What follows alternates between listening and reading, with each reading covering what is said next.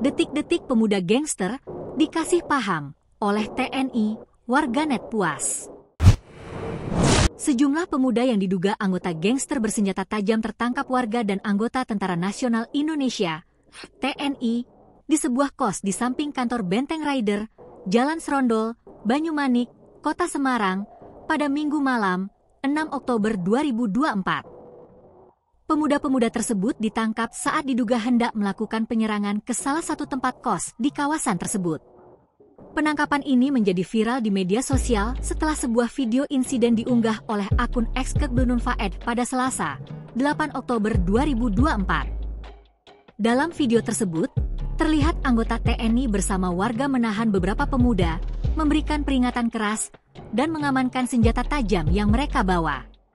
Tidak hanya itu, video juga memperlihatkan para pemuda yang tampak ketakutan setelah diberi paham oleh bapak-bapak TNI yang menangkap mereka. Salah satu bagian yang menarik perhatian warganet adalah suara tamparan keras yang terdengar di video, membuat banyak netizen bereaksi dengan komentar-komentar tajam. Beberapa netizen menyatakan kepuasan mereka atas tindakan tegas tersebut. Menurut informasi yang didapat dari warga setempat, insiden ini terjadi pada Minggu malam saat sejumlah pemuda mencurigakan berkeliaran di dekat kawasan kos yang berada tepat di samping kantor Benteng Rider, sebuah markas TNI di Serondol.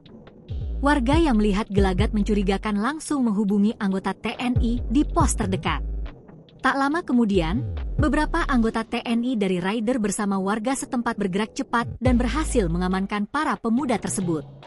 Saat ditangkap, ditemukan beberapa senjata tajam yang diduga akan digunakan oleh kelompok pemuda ini untuk melakukan aksi kriminal di sekitar kos. Sumber dari pihak TNI menyebutkan bahwa mereka langsung mengambil tindakan preventif untuk menghindari kericuhan dan memastikan keamanan wilayah tersebut.